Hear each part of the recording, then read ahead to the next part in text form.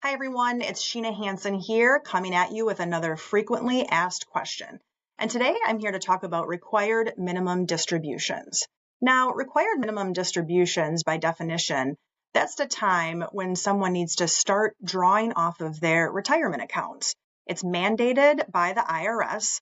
Really, it's their way of starting to get the tax revenue that's been built up in retirement accounts for decades. So if you have a 401k or an IRA, maybe a SEP or a simple IRA or a 403b perhaps, anything that is a pre-tax account where taxes have not been paid in that retirement account typically falls under required minimum distribution rules. Today, the required minimum distribution age is 73, but that hasn't always been the case.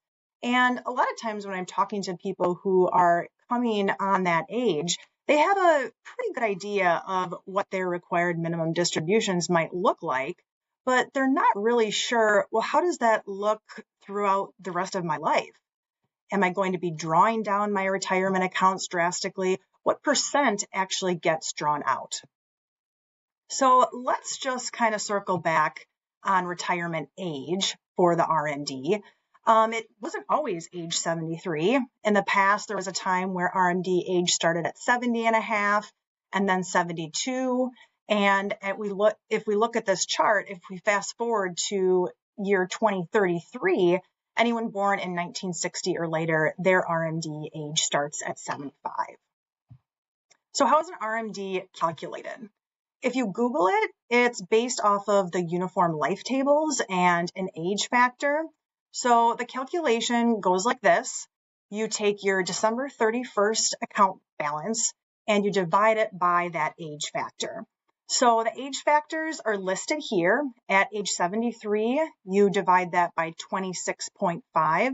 And as the years go on, that age factor decreases. Because the age factor is decreasing, the amount that you have to take out on a percentage basis over your lifetime actually increases. So looking at this age factor, you still really don't get a good idea of what percent of your account you need to take out. So this table here, that tells us this information. If you look off to the left-hand column, it lists the age. Uniform Life Tables actually recently changed back in 2022, so you can kind of ignore the blue sections here.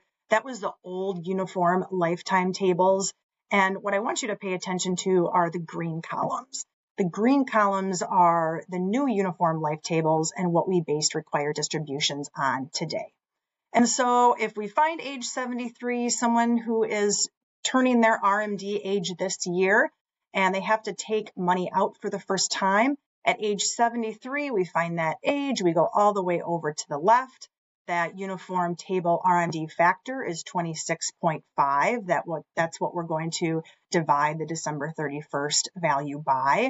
And we find that on a percentage basis, that comes out to 3.78%. So we're not talking a lot of money.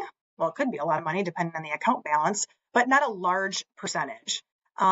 It's under safe withdrawal rates, and so it's conservative for someone to start drawing income, maybe to support their lifestyle a little bit more, have fun spending more money, or for some people, reinvest it. And there are options to reinvest. You just can't put it back into a retirement account. So at age 73, we know the percentage you have to draw down is that 3.78%. And as you get older, it starts to creep up a little bit, but not so much that you're depleting your account, assuming you're invested somewhat for growth and your account is growing more than the percentage that you're taking out. If we look at age 80, so fast forward a decade, I shouldn't say a decade, but a number of years, at age 80, the percent drawdown equates to 4.96. So still fairly conservative given, potential lifespans and expectancies at that point in time. If we go all the way down to age 90, if you live to 90, if you're lucky enough, the percentage drawdown becomes higher and a little bit more aggressive with increasing that over time. So 8.2% at age 90. So it starts off a conservative percentage, grows and gets higher, through the 70s and 80s, and larger percentages need to be taken out much later in life. And so this kind of just gives you an idea of what that drawdown might look like. I hope you found this video to be educational and helpful. If you have any questions about the logistics of how to take your required minimum distributions, frequency, tax withholding, possibly reinvesting that, certainly get in touch with our office. Thank you.